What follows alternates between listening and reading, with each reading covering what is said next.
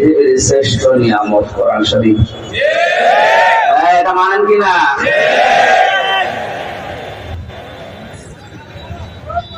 পৃথিবীর এই শ্রেষ্ঠ নিয়ামত পাওয়ার পরে আমরা শুকরিয়া আদায় যদি করি, এটা জীবনে আল্লাহ আরো বাড়িয়ে দেবেন। আর শুকরিয়া আদায় করবেন কি করে?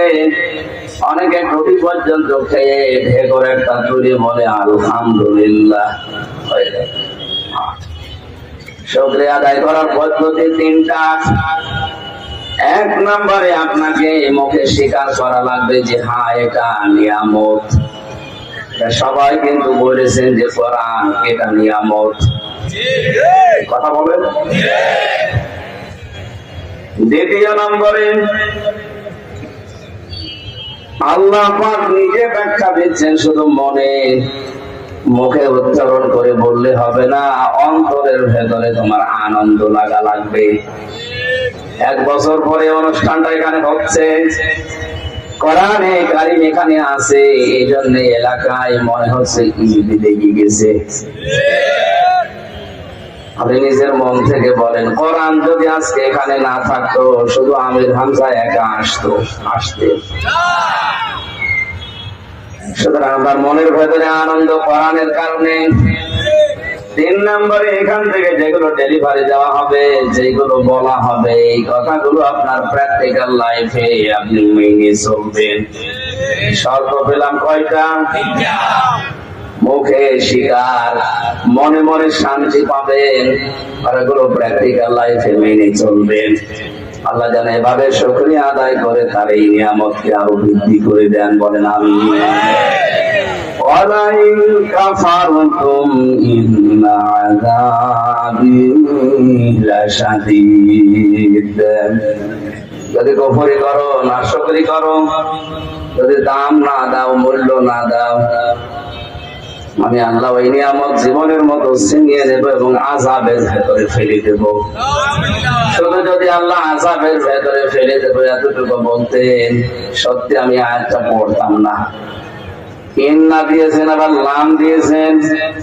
কেউ যদি কোরআনের মতো এত বড় সম্পদ, এত বড় নিয়ামত পাওয়ার পরেও দাম দিতে না চায়, মর্যাদা না দেয়, সম্মান না দেয়, আল্লাহ বলেন আমি নিজে দায়িত্ব নিয়ে ওকে আযাবে ফেলবো অবশ্যই। ইন্না মানে অবশ্যই, লাম মানে অবশ্যই। 2 বার এগুলো বলার কারণ হচ্ছে, কেউ যদি সত্যিই কোরআনের মতো নিয়ামত পেয়ে দুনিয়াতেও মর্যাদা দিতে না পারে, ওর জীবন থেকে আল্লাহ শান্তি তুলে নেবে। বাস্তবে আসা যাক, অনেকে বলে ভাই আমার তো শান্তি কেউ নষ্ট করতে পারে না, আমাকে শান্তিতে আছি। কে বলেছে আমি শান্তিতে আছি? ومن أعرض عن ذكري فإن له معيشة ضنكا ونحشره يوم القيامة أعمى। সূরা তাহা 16 নম্বর পারা 19 নম্বর পৃষ্ঠা 13 নম্বর লাইনের 124 নম্বর আয়াতটা। কোন মানুষ যদি আল্লাহর জিকির, আল্লাহর কোরআন বাদ দিয়ে দুনিয়ার জীবন চালাতে থাকে, আল্লাহ পাক বলেন ওর জীবনের আয় উন্নতিতে কোনো বরকত আমি আল্লাহ রাখি না, সব তুলিলে। চর্মচোখে হয়তো দেখে যে বহু টাকার মালিক হচ্ছে, বহু সম্মান তার বৃদ্ধি হচ্ছে, আল্লাহ পাক বলেন শান্তি, এটা আমি আল্লাহর নাম। সালাম কার নাম? সালাম কার নাম? এটা দেওয়ার একচ্ছত্র মালিকানা আল্লাহ। এই শান্তি দেওয়ার মালিক দুনিয়ায় আল্লাহ কাউকে বানাননি। যত উপকরণ আমরা দেখতে পাই, মনে করি এর ভেতরে শান্তি আছে, আল্লাহ পাক যদি ওটার ভেতর থেকে শান্তি তুলে নেয়, 24 তলা বিল্ডিং এর উপরে থেকে আপনি শান্তি পাবেন না। এটা কিনতে পাওয়া যায় না, এটা আল্লাহর পক্ষ থেকে আসে। এতটুকু আল্লাহ শেষ করেননি, এর পরের কথা আরো কঠিন। ওয়ানাহশুরুহু ইয়াউমাল কিয়ামাতি আ'মা। কিয়ামতের দিন এই লোকটা যখন উঠবে, ওর চোখ থাকবে না, বন্ধ হয়ে উঠবে। কথাটা শোনার পরে আমার কেমন মনে হচ্ছে? হয়তো কিয়ামতে আমি নিজে ওরকম অন্ধ যদি হয়ে উঠি, ডাক দিয়ে যদি বলি মহান মালিক ক্বালা রাব্বি লিমা হাশারতানি আ'মা ওয়া ক্বাদ কুনতু বাসীরা, আমার তো চোখ ছিল, কেন আজকে আমাকে অন্ধ করে তুললে? আল্লাহ পাক ওই সময় ধমক দিয়ে বলবে ক্বালা কাযালিকা তাতকা আয়াতুনা ফানাসিতাহা ওয়া কাযালিকাল ইয়াউমা তুনসা। এই হামজা তোর কাছে আমার আয়াতগুলো এভাবে গিয়েছিল, আমার বিধানের কথাগুলো এভাবে তোকে শোনানো হয়েছিল। শোনার পরে জানার পরে যেভাবে না জানার ভান করেছিলে, যেভাবে ভুলে গিয়েছিলে, আজকের এই কঠিন কিয়ামতে আমি আল্লাহ নিজেই করে ভুলে গেলাম। তাফসীরের ভেতরে সবচেয়ে মারাত্মক কথা এটা। মুফাসসির লিখেছেন কিয়ামতের দিন আল্লাহ ঘোষণা দেবেন, হামজা নামে যে আমার একটা বান্দা ছিল, আসিয়া নামে আমার একটা বান্দি ছিল, কোনদিন আমার এই কুদরতের জবানি আর কোনদিন তোর নাম উচ্চারণ করবো না। কথাটা কত মারাত্মক আপনি টের পাচ্ছেন?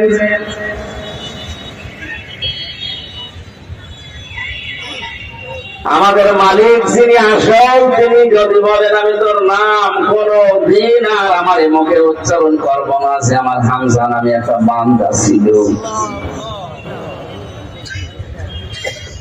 এখানে নিয়ে আমাদের শুকরিয়া আদায় করা দরকার। জবান খুলে সবাই বলেন আলহামদুলিল্লাহ। কোরআন কি করে উপস্থাপন করা লাগে মানুষের সামনে, এটা তো আর গানের অনুষ্ঠান না যেভাবে সেভাবে শুরু করলাম। কিভাবে কোরআন মানুষের সামনে আপনি উপস্থাপন করবেন, বর্ণনা করবেন, সেই পদ্ধতি আল্লাহ শিখিয়েছেন। ১৫০০ বছর আগে আল্লাহ আমাদেরকে শিখিয়েছেন যে এইভাবে আমার কোরআন আমার বান্দা বান্দীদের সামনে উপস্থাপন করবা, এর পদ্ধতি এইটা। কিতাবুন উনজিলা ইলাইকা ফালা ইয়াকুন ফি সাদরিকা হারাজুম মিনহু লিতুনযিরা বিহি ওয়া যিকরা লিল মুমিনিন। সূরা আরাফের ২ নম্বর আয়াতে আল্লাহ বলেন একটা কিতাব, হে নবী আপনাকে আমি এটা দিলাম, শুধু সমা খাবেন আর মাথার উপরে রেখে দেবেন। এই জবাব দিলেন না? শুধু সমা খাওয়ার জন্য আর মাথার উপরে রাখার জন্য। কেন দিলাম এটা?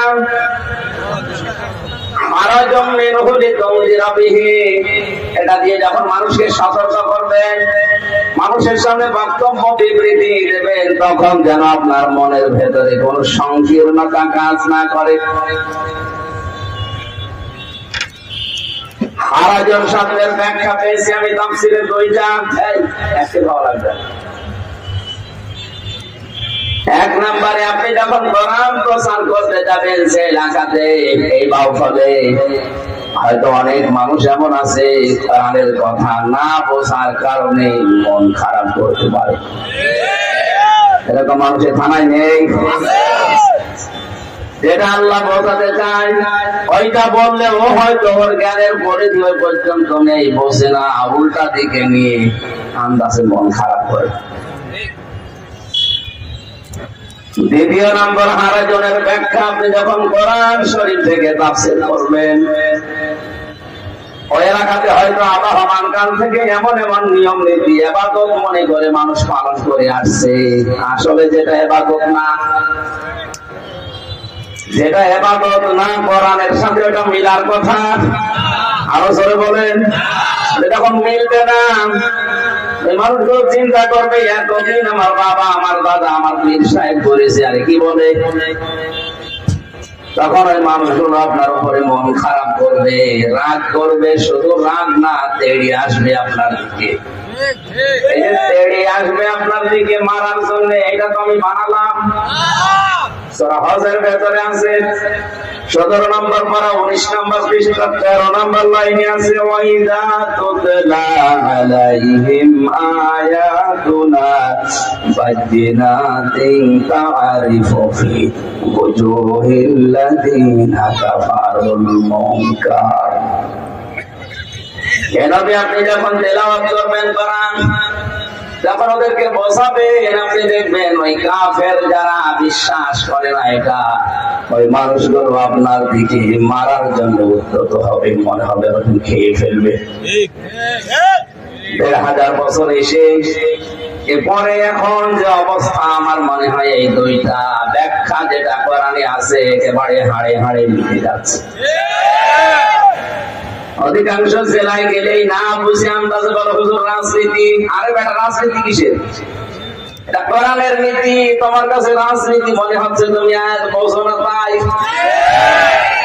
২ নম্বরে যখন দেখে এলাকায় যে ইবাদত বন্দেগী, বিশেষ করে এগুলো কবিল্লা, ব্রাহ্মণবাড়িয়া, হবিগঞ্জ এই লাইনে আছে বেশি, আন্দাজে ইবাদত মনে করে পালন করে, কোরআন বললে ওগুলো মেলে না, ওই মন খারাপ করে তখন তেড়ে আসে, আমার বাবার উপরে কথা বললেন। এই জন্যই নবীকে হারাজন দিয়েছে। আপনার মনের ভেতরে কোন সংকীর্ণতা, সংশয়, সন্দেহ, দ্বিধা, দ্বন্দ্ব এগুলো যেন কাজ না করে। আপনি ওপেন ভাবে কোরআনের কথাগুলো বলবেন, এটা ওপেন করার চেষ্টা চালাবেন। এখানে আলেম আছে না? এবার তাদেরকে বলছে, মান ক্বারাআল কুরআনা, যে ব্যক্তি কোরআন পড়ে, ফাসতাযহারাহু, এবং কোরআনকে ইজহার করে। ইজহার মানে কি? শুধু প্রকাশ করা না, ইজহারের ৯৯টা অর্থ আছে। ইজহার মানে প্রকাশ করা, ইজহার মানে দাঁড় করানো, ইজহার মানে কায়েম করা।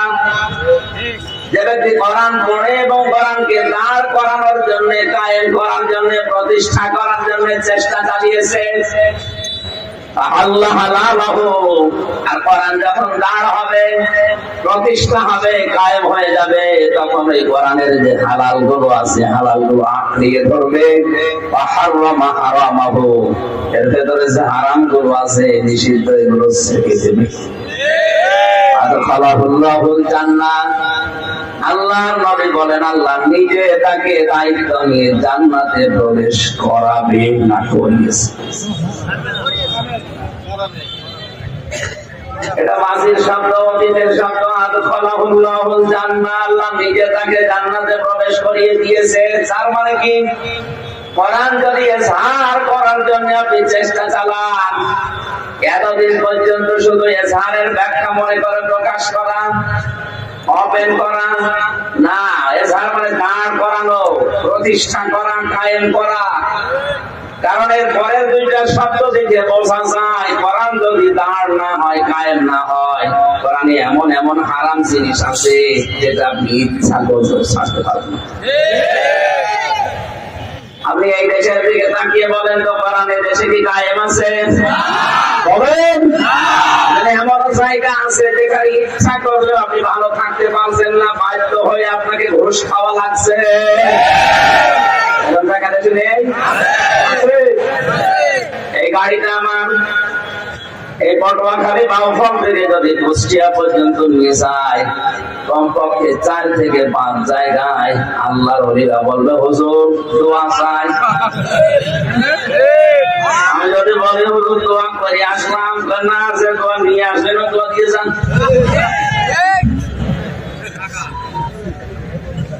এখন এই দোয়া যদি ৫-৭ জন করে থাকে, ২,০০০ করে দোয়া দেওয়া লাগে, ৫ জায়গায় ১০,০০০ দোয়া যাবে। জিজ্ঞাসা ২-১ করেছি যে কেন এটা করেন, বলে আমার একা দোষ না, উপরে আরো আল্লাহ রলি বসে আছে। আপনি বলবেন বলে আমি না, আমার উপরে আরো আল্লাহ রলি আছে, এগুলো বিভিন্ন জায়গায় কাবি খার মতো বন্টন হয়। জায়গায় ওই দোয়া না নেয়, উপরে দিলে আছেন, ট্রান্সফার করে দিয়ে দেবে বন্ধ করে। এই যে বাধ্য হয়ে দোয়া নেওয়া লাগে, এরকম জায়গা দেশে আছে না নেই? আপনি আবার মন খারাপ করেন না, হ্যাঁ এতটুকু মানুষ না ভাই, আপনি আমার বয়স 33 বছর, কিন্তু বাস্তবতা আপনার চাইতে আমার অনেক বেশি আছে। এখানে এমনও মানুষ আছে জীবনে ঢাকায় যায়, এরকম নেই? আর আমরা আমাদের চলাফেরাই তো রাতে, রাতের বেলা যারা চলাফেরা করি আমরা দেখি রাস্তায় 3টা জিনিস পাওয়া যায়, একটা হচ্ছে কোস্তান, একটা বক্তা আর একটা পুলিশ। পুলিশ ভাই আবার রাগ করে না, কারণ আমার নামও আমি বলেছি। বক্তা পাওয়া যাবে আর নাই কোস্তা পাওয়া যাবে আর পুলিশ পাওয়া যাবে। এত পরিশ্রম করে পুলিশ আর বক্তারা, কোস্তা টেরও পাচ্ছে না। কোথায় ছিলাম কালকে? আগে নোয়াখালী, ওখান থেকে গেছে দিনাজপুর, এরপরে বাউফল, কালকে যাওয়া লাগবে আবার সিলেট। পাগল হয়ে যাবেন না? আর পুলিশের তো ডিউটি শেষ নেই, 24 ঘন্টা 24 ঘন্টায় ডিউটি করে। আমি থেকে শিক্ষা দিতে চাই, হারাজন শব্দটা দিয়ে আল্লাহর নবী আল্লাহ পাক নিজে জানিয়েছেন আপনি ভয় পাবেন না। কোরআন প্রতিষ্ঠা না হলে এমন এমন কাজ আছে যেটা হারাম জানার পর আপনি ছাড়তে পারবেন না। সুতরাং এটা প্রতিষ্ঠা করার চেষ্টা চালান। কান খাড়া করে শোনেন পটুয়াখালীবাসী, কোরআন কিন্তু আমাদের না, কোরআন কার? এই জমিন কার? আমরা এই কোরআনেরও মালিক না, জমিনেরও। সভাপতি সাহেব বলছিলেন যে দুনিয়ায় সব কিছু কামাই করছে, কিন্তু একটা আসল বিষয় যেখানে থাকা যাচ্ছে না, চলে যাওয়া লাগবে। এটা খুব মারাত্মক কথা। আসলে তো বিষয়টা এইটাই, এত কিছু করছে দুনিয়ায়। আপনি 41 সাল না 71 সাল পর্যন্ত মনে করেন বেঁচে আছেন, আর 71 সাল পর্যন্ত ক্ষমতায় আছেন চেয়ারে বসে। এরপরেও যদি আপনাদের জাহান্নামে যাওয়া লাগে, 71 কেন 81 সাল পর্যন্ত বেঁচে আপনার লাভ কি? কথা বলে কেন?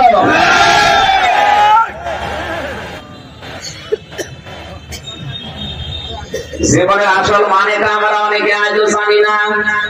আল্লাহকুমুত তাকাসুর হাত্তা যুরতুমুল মাকাবির। আল্লাহ পাক বলেন দুনিয়ার সবাই বেশি বেশি পাওয়ার জন্য মহাবন্ধ হয়ে গেছে, যতক্ষণ পর্যন্ত কবরে না যাবে ততক্ষণ ওই ঘোর কাটবে না। আমরা একটা ঘোরের ভেতরে আছি, এই ধ্রুবজানের ভেতরে পড়ে আছি, এটা কাটছে না যতক্ষণ কবরের মাটি বেরিয়ে না যাবে। ওখানে যাওয়ার আগে পরিবর্তন হয়। আমি এখানে আজকে ফজরের নামাজ পড়েছি, একটা কবরে নিয়ে গিয়েছিলাম, আর এই কবরস্থানে যেয়ে দেখলাম নীরব পড়ে আছে সব। এই শহরে কত কোলাহল, আর ওই শহরে কোনো আওয়াজ নেই, অথচ ওখানে যারা পড়ে আছে ওরা আমাদের চাইতে বেশি দাপট ছিল। এখন আর নড়াচড়া নেই। এই জন্য দোয়া করার সময় বলেছি, মহান আল্লাহ এই নীরব শহরে আজ কত মাস্তান নীরব হয়ে পড়ে আছে, আমাদেরকে এই নীরব শহরে আসার আগে সামানা জোড়া চড়ার তৌফিক দাও। সময় পেলে সুযোগ হলে কবরে যাবেন, কবর জিয়ারত করার সুন্নাহ। এটা মরণের কথা স্মরণ করিয়ে দেয়, দুনিয়ার জীবনকে আস্তে আস্তে ভুলিয়ে আখিরাতমুখী করে।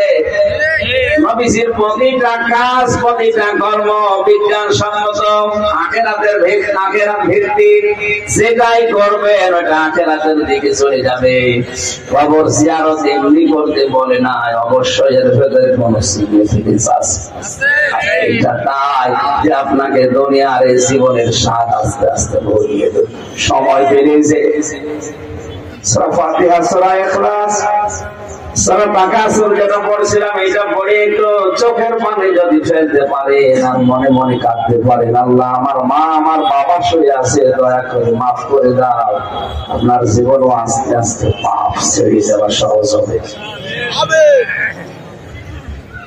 আমার আয়াতের মূল বক্তব্য ছিল আমরা যেন কোরআনে কারীমকে দাঁড় করাতে পারি, কারণ জমিনও আমার না, কোরআনও আমার না, আমরা হচ্ছে কোরআনের কামলা, খাবেন। আমরা লেবার, মরিচ, পাট যাই বলেন, আমাদের খেদমতগার, আমাদের মালিক না, যে মালিক হয়ে আমরা বসে আছি। আমরা সবাই এখানে কোরআনের কি হাফেজ বলেন বলেন কি বুঝলেন এই শব্দ দ্বারা? হুমায়ুন কবির সাহেব এই জমিটা ওনার নিজের আমাদের মতো 10 জন মানুষকে নিয়েছে লেবার, এখানে আপনারা ধান লাগান। আমরা ধান লাগান আরম্ভ করলাম, বিকাল 5টায় উনি আমাদের বেতন দিয়ে দেবেন। কয়টায়? বিকাল 5টা বাজতে মাত্র 10 মিনিট বাকি আছে। 10-12 জন মস্তান মোটরসাইকেল নিয়ে এসে বসাই, এ ধান তুলে ফেলো, এ ধান এখানে লাগানো যাবে না।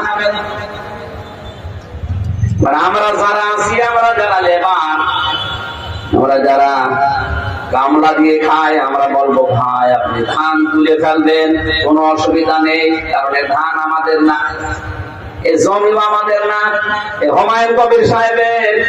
কিন্তু ধান তুলতে হলে আপনি 10 মিনিট পরে তোলেন, আগে বেতনটা নিয়ে নিন।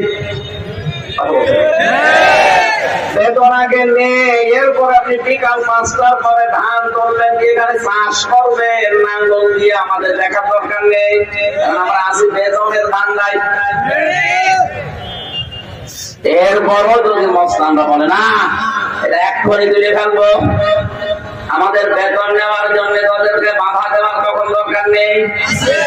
কথা বলছেন, বাধা দিতে গিয়ে যদি হাতাহাতি হয়, বলেন, যদি গালাগালি করা লাগে, চড় মারা লাগে, মেরে ফেলা লাগে, কারণ কি আমার বেতন দরকার।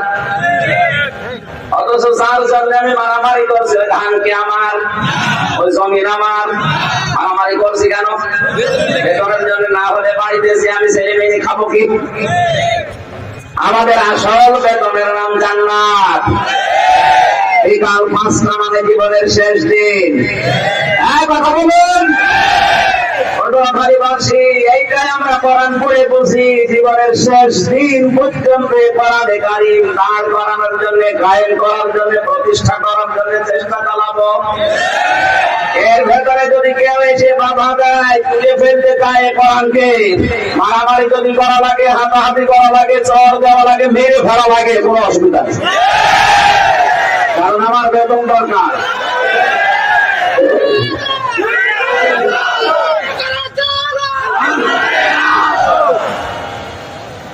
আমার বেতন পাওয়ার আগে আমার কোনো দম নেই, বেতন আমার পাওয়াই লাগবে, নাই তো আমার বিশাল জীবন পড়ে আছে, জীবন আমি চালাবো কি দিয়ে? কথা বলেন, এখন নয় 70, 80, 90 বছর শেষের পরে যেটা শুরু হচ্ছে, এটা শুরু হলে আর কোনো শেষ নেই।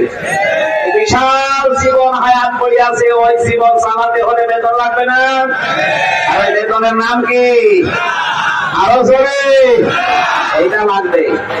এটা প্রতিষ্ঠা না হলে হালালকে হালাল মানতে পারবেন না, হারামকে হারাম মানতে পারবেন না। সবাই প্রতিক্রিয়া করে মন থেকে বলেন তো, এই দেশে যে ফেরেশতায় বাস করুক, সুদ থেকে কেউ মুক্ত আছে? কারণ ইসলামী জাকাত ভিত্তিক অর্থনীতি রাষ্ট্রীয় ভাবে যতদিন কায়েম না হবে, ততদিন পর্যন্ত এই দেশে যদি ফেরেশতাও বাস করে, সে সুদ হয় ডাইরেক্ট খাচ্ছে না ইনডাইরেক্ট। আমি মনে করছেন টুপি মাথায় দিয়েছি, টুপির ভেতরে সুদ। আমার এই যোগটার ভেতরে সুদ ধরুন কেউ ধপ ধপ করছে সাদা, দোষের ভেতরে আছে ইনডাইরেক্ট। কারণ এটা যেখানে তৈরি হয় মিল কল কারখানা, ওটা তো এমনি বানায়নি মালিক, অবশ্যই ব্যাংক থেকে লোন নিয়েছে। কথা বলছেন, আপনাদেরকে আমি বাঁচার জন্য কথা বলি, কারণ আদখালাহুল্লাহুল জান্নাহ, নবীজি বলেন আল্লাহ তাকে যেন জান্নাতে প্রবেশ করিয়ে দিয়েছে। আমাদের উচিত হচ্ছে জানে কোরআনে কারীম শোনার পরে বাপ-দাদা কি করেছে, আমার চাচা, আমার মুরব্বী, আমার পীর কি করেছে, ওটা যদি এখন না মেনে যদি মন খারাপ হয়, এই জন্য তো আয়াত পড়ে আল্লাহ পদ্ধতি শেখাচ্ছেন যে এভাবে কথা বলবেন। আমরা কোরআনের এই আয়াতকে সামনে নিয়ে তাফসীরুল কোরআন মাহফিল লিখে দিয়েছেন, তাফসীর আকারে কথা বলবো ইনশাআল্লাহ। যিকরুল মুমিনিন আয়াতের শেষ কথা এটা, দেখে নবী কোরআন শরীফ মুমিনদের জন্য উপদেশ। ফাযাক্কির বিল কোরআনি মা ইয়াখাফু ওয়াঈদ। So admonition or by the Holy Quran, him whom fears my friend, কোরআন দিয়ে আপনি উপদেশ দেন যাদের অন্তরের ভেতরে আল্লাহর ধমকের ভয় আছে, থ্রেটের ভয় আছে, তাদের কাজ হবে। কে বলছেন? সুতরাং ওই রকম মন নিয়ে আপনি এখানে বসেন। আজকের তেলাওয়াত কিন্তু আয়াত সবার মুখস্থ আছে আমি জানি, কিন্তু এর ভেতরে এমন এমন তথ্যগুলো আমিও এতদিন জানতাম না। কাবা শরীফ তাওয়াফ করার সময় দেখি রুকনে ইয়ামিনে থেকে হজরে আসওয়াদ এই জায়গাটা, এটা পার হওয়ার সময় লক্ষ লক্ষ মানুষেরা এই আয়াতটা পড়ছে। চিন্তা করলাম এই আয়াত তো বাংলাদেশেও পড়ে, মোনাজাতে আয়াত পড়ে, রব্বানা আতিনা ফিদ দুনিয়া হাসানা। কি আছে এর ভেতরে? কাবা শরীফে আয়াত চলছে, একটা দুইটা না, যত তাফসীর আমার আয়াতে ছিল প্রায় 42টা, সব আয়াতের সাথে আমি মিলালাম। আধুনিক তাফসীর গুলো মিলিয়ে দেখি দুনিয়া আখিরাত সব আল্লাহ আয়াতের ভেতরে লিখে দিয়েছে।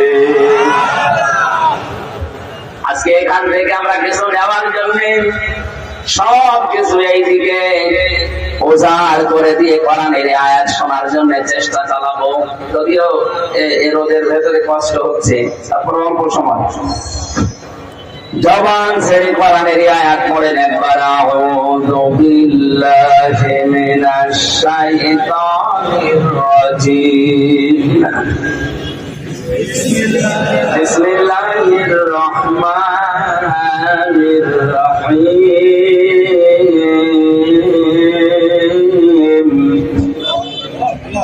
ومنهم من يقول ربنا آتنا في الدنيا حسنة وفي الآخرة حسنة وقنا عذاب النار।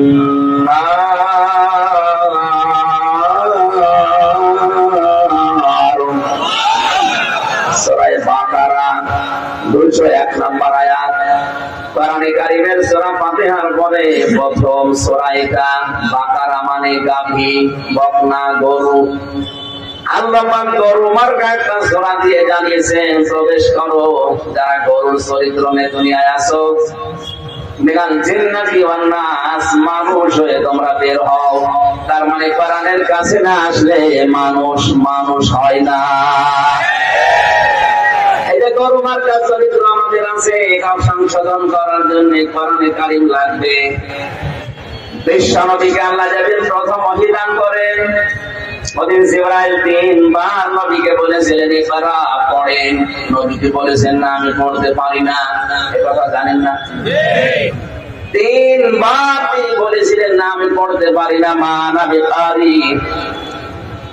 চতুর্থবার যখন বুকে চাপ দিয়ে বললেন ইকরা বিইসমি রাব্বিকাল্লাযী খালাক, পড়েন আপনার রবের নামে যিনি আপনাকে বানিয়েছেন।